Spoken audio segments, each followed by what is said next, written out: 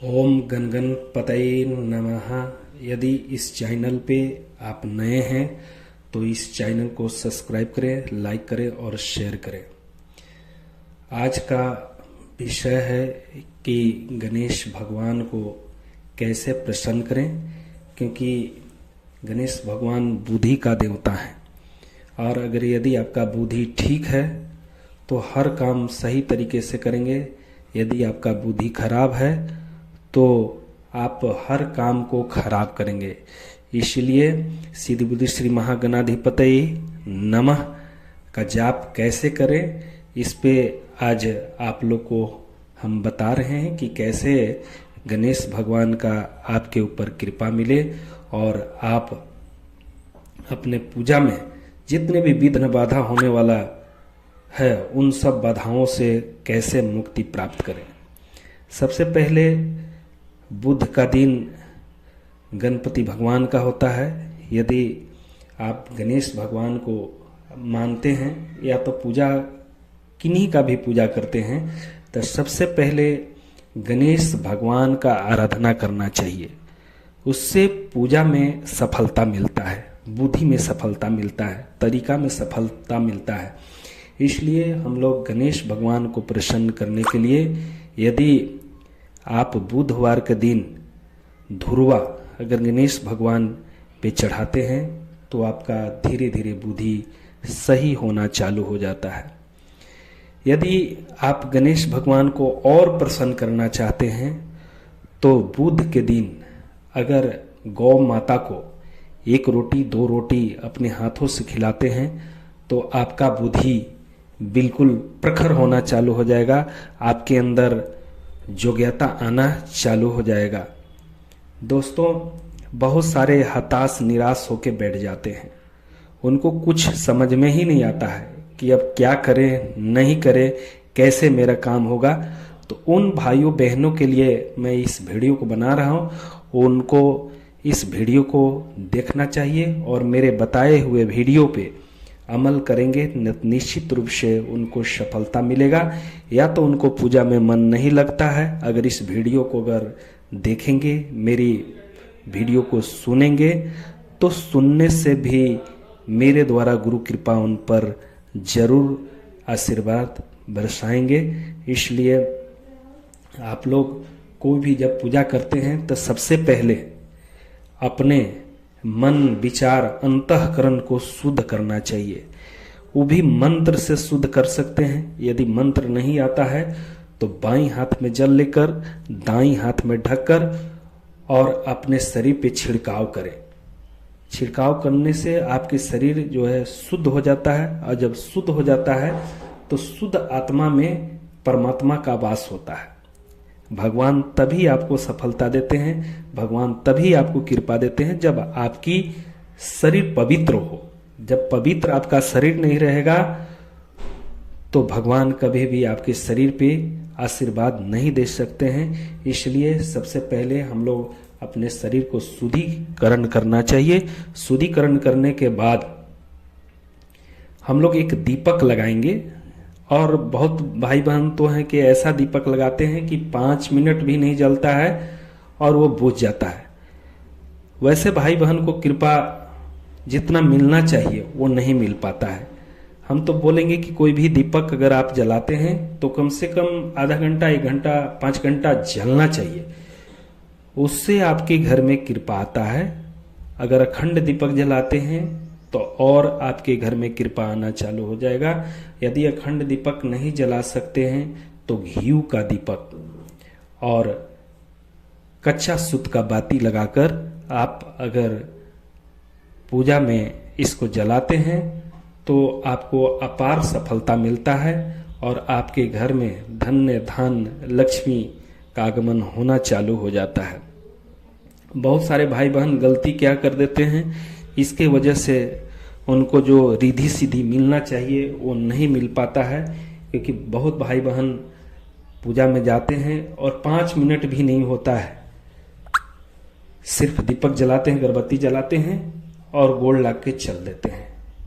इसका नतीजा होता है कि हमारे भगवान को जो चीज आराधना करना चाहिए था, हम नहीं कर पाते हैं। पूरी तरह से षोडोपचार पूजन करें। षोडोपचार पूजन से प्रभु बहुत प्रसन्न होते हैं। अगर षोडोपचार पूजन नहीं कर सकते हैं तो आप हल्का अपने माध्यम से जो भी आपको आता है, पुष्प रखें और धूप रखें, अबीर गुलाल रखें, पान का पत्ता रखें, सुपारी रखें और अक्षत रखें। बहुत भाई बहन अक्षत जो है वो पीला होना चाहिए, या तो हल्दी से रंगा हुआ होना चाहिए या तो पीले रंग से भी आप रंग लीजिए। अक्षत जरूर रखा कीजिए। अक्षत जो होता है वो कुल देवी कुल देवता का प्रतीक होता है, इसलिए कुल देवी कुल देवता को प्रसन्न करने के लिए हम लोग को हल्दी से रंगा हुआ अक्षत का प्रयोग करना चाहिए। इससे कुल देवी कुल देवता प्रसन्न होते हैं। बहुत घरों में आप देखेंगे कि उनका रोजी रोजगार बंद हो जाता है, या तो कितने घर में संतान ही उत्पन्न नहीं होते हैं। तो उसका कारण क्या है? उसका कारण यही है कि आपके कुल देवी कुल देवता रुष्ट होते हैं और हम लोग समझ नहीं पाते हैं। बहुत सारे भाई बहन न जाने कहाँ कहाँ कितने तांत्रिक के पास चले जाते हैं और बहुत सारे पैसा बर्बाद कर देते हैं, इसके बाद भी उनको सफलता हाथ नहीं लगता है। ऐसे भाई बहन को मैं बोलना चाहूँगा कि आप यदि परेशान हैं तो आप घर में ही एक अखंड दीपक जलाकर अपने कुल देवी कुल देवता को प्रसन्न कीजिए। कुल देवी कुल देवता कैसे प्रसन्न होंगे? सबसे पहले गणेश भगवान का आराधना करके और अपने कुल देवी कुल देवता को प्रसन्न करें। तो कुल देवी कुल देवता का स्थान जो होता है वो दरवाजा पे होता है। तो एक उनको घी का दीपक दरवाजा पर लगाया, प्रत्येक दिन लगाया कीजिए।